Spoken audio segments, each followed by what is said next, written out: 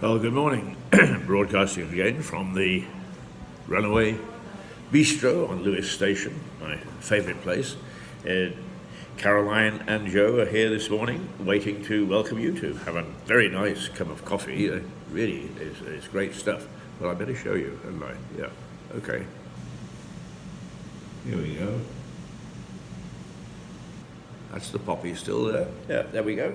Nice cup of coffee. And it really is good coffee too. Yeah, beats hands down anything you'll find on the high street, I can tell you that right now. And a lovely place to come. You know, even if you just tell them at the barrier, I want to go and have a cup of coffee at the Runaway, 9 times out of 10 they'll let you through. And why not? Restraint of trade if they didn't. Wouldn't that be the turn up for the books with his Southern Rail being charged with restraint of trade? Anyway, let's get off to a good start this morning. No, let's not, because once again I found myself at Hayward Seat Station last night when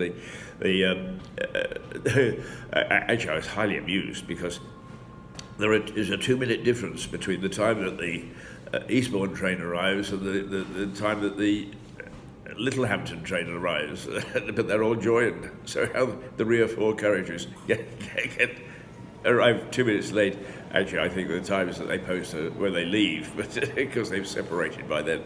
But even so, that's very optimistic because they sure as hell took longer than 2 minutes to separate last night. But of course, it was absolutely jammed again. And I have no idea why. Perhaps it's just the trains I catch. Is I'm always catching a train where most of it is going to Littlehampton, very little of it is going to Eastbourne. And if they run into any sort of production trouble, the Eastbourne side gets scrapped altogether. We go to Eastbourne. I've speculated that the boss of Southern Rail lives in Littlehampton, or at least one of his executives, because they seem to be favoured a great deal. I suspect it has something to do with production. They want the trains in the right place, which has nothing to do with the passenger or the client, as they call us now. Anyway, let's get off that, because I also want to say what a difference a person makes. Yesterday, I ranted a bit about the inefficiency of the NHS because of my difficulty in seeing my dedicated doctor. I have a doctor who is specified because I'm over, I think it's over 65, but let's say over 70 to be careful. And I was having difficulty getting hold of her. But they did say, come in and leave a note, which I did, and immediately was invited to have a phone call. Once I'd actually spoken to the doctor, who is a brilliant doctor, I'm going to name her because she is brilliant, Dr. Verlech, at the surgery, St Andrew's Surgery on Southover. Not only is she a brilliant doctor, but she also cares, and she goes that one step further, which a lot of people don't anymore, and we could talk about that in a minute. But she had it sorted in no time flat. I saw her within an hour, and because there's 1 or 2 complications, I've got another appointment for tomorrow. So the doctor did that. The trouble is that the system couldn't handle it. And we've really got to review systems, because I think, okay, call me a Luddite if you want, call me an old fart if you want, is that computers have taken over. And computers, I'm not against technology. I couldn't be doing this if I was against technology. But what's happened is, instead of us using computers, is we're just relying upon them by pressing a button. And that's no good. That doesn't help anybody. So anyway, thank you, Dr. Verloc, and you're a shining example to the people in your profession of when it actually goes back to people organising it rather than the computer that we get action. A lesson there for all sorts of people, including my favourite customer first people, Lewis District Council. Junk your computer system, it doesn't work. Go back to the nice people you've got at the front desk. You get much further ahead. Anyway, that's my advice for them. I'm sorry, it makes me laugh every time I think about them. While we're on the question of hospitals, I see that there was a reported case yesterday of a mother and daughter who managed to live in a hospital for 15 months. And of course, basically, the tendency is to say, oh, aren't they dreadful people? But once again, who is the dickhead who thought up the system that can be abused like that? It doesn't always, the people that take advantage of it, so many times you hear in law courts, and you hear justification of it. We lived to the regulation. We pushed it to the regulation, and that's why England didn't score a try on Saturday. The TMO pushed it to the regulation. So we hear it all the time. So why we should blame this lady and her daughter pushing it to the regulation, I have no idea. It's the idiots that thought up the system. So therefore, why don't we review the system instead of blaming these couple of ladies? I mean, I have no brief for them, believe me. I think that it's awful that they would take advantage of the system the way they do. But if the system is there and it permits it, then somebody else down the line, some faceless person who will never be identified and nobody will ever do anything about it, set up a system that allows it. Idiocy. I see that in the papers, 1 in 3 of us are just coasting along at work. And, 1 in 3, that's a huge number. And this was a survey, basically, by a group who want us all to be happy at work. Well, when I was slinging dirt as a youngster on the Trans-Canada Highway, I was far from happy. The only time I got happy was when I saw the paycheck. As a student, it was brilliant. But the fact of the matter is that we do have an awful lot of people, and it seems to be in middle management, and that's why things are going wrong.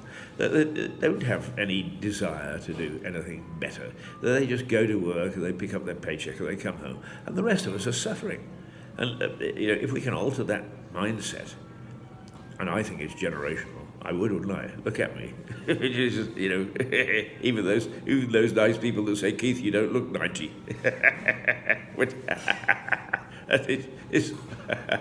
would agree that we old farts actually do look at things differently, and we do blame the generations, and of course it was ever thus. But the fact of the matter is, if a third of us are just coasting along at work, well, this survey was pretty extensive, without any idea or any ambition and so on and so forth. My God, doesn't that speak for the nation? And doesn't that see reflection in the things that are happening, whether it's in Westminster or our local council, or in doctors' offices for that matter? Gosh, very upsetting, very upsetting. So upsetting, I think I really do need to think about my eggs on toast this morning, which Caroline and Joe are busy cooking for me in the back there, and I shall have a nice tasty breakfast before I get on the train, and away I go. Oh, if they see this, they'll laugh their heads off. They do look after me in the morning, though, I have to say. And believe me, if you're coming for the train, don't miss the opportunity to pop in, because they're brilliant at making you feel as if the day is worthwhile.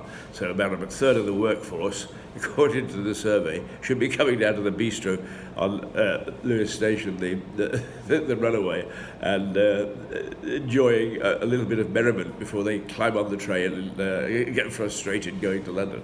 Train's on time this morning, by the way. Give due where it's due, and the trains are running okay.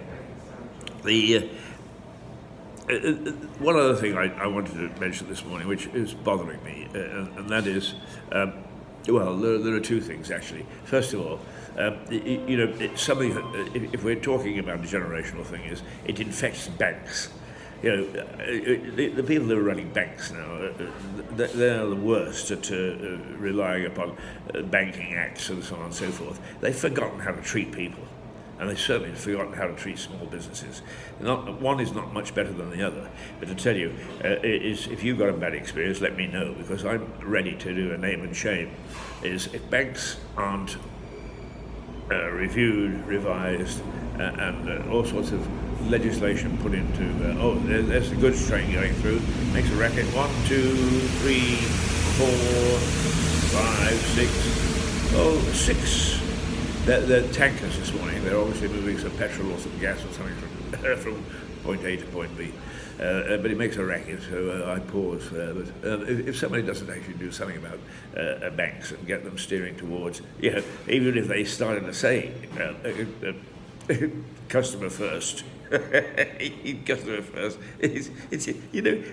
I'd like to find somewhere it's customer first. Small businesses, yes, we very much value the customer, and small businesses are great to deal with.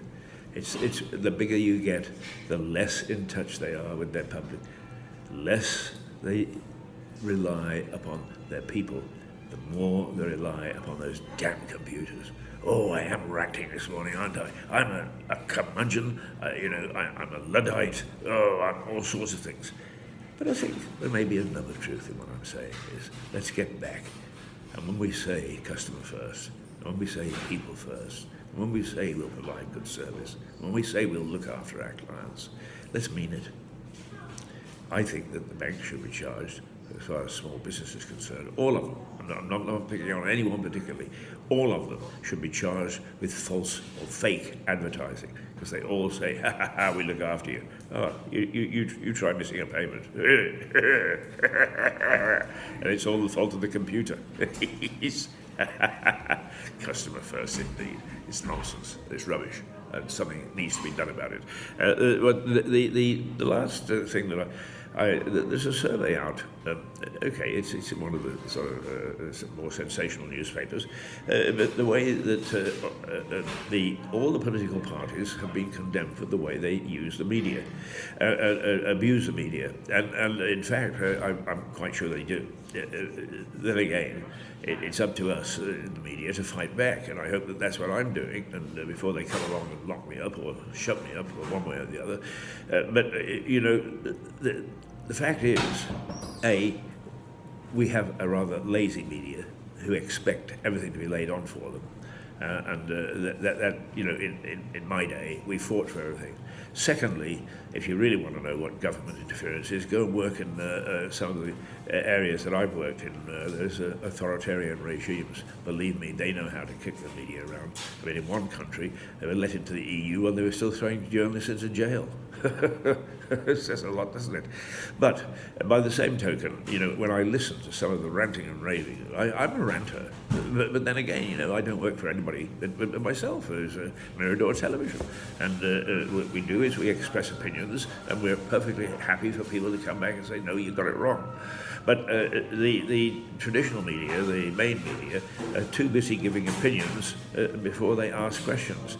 And if we're going to actually impose ourselves like that, then I think that the political parties and so on have every right to say, hey, listen, we don't accept your standard. We don't think that you're very good, so don't come into our meeting. After all, some of these public meetings are private in the sense that they don't want them reported if they're going to be misreported. So I think that, once again, the media is in a mess. We're in a mess, and it's time that we got ourselves out of it. This freedom of the press depends upon responsibility, and the press, the media, if you like, has been very irresponsible over the last 10 years with the scandals that closed down the news of the world and sent some people to prison, and much lesser stuff with just some of the ranting that you hear. I listened to Channel 4 news the other night, and the bloke, forgotten his name, He's very forgettable. He spent at least 3 minutes asking the question, or supposedly asking the question. He wasn't. He was telling everybody what he thought, and he didn't give the other bloke a chance to actually come back at it. That's the sort of thing we've got to get rid of, as well as the banks, and as well as the district councils, as well as the trade service. Oh my goodness me! What will be left by the time you finish with Keith's country? Not very much, but it would be idyllic. I think I better leave it there. Toodle pip.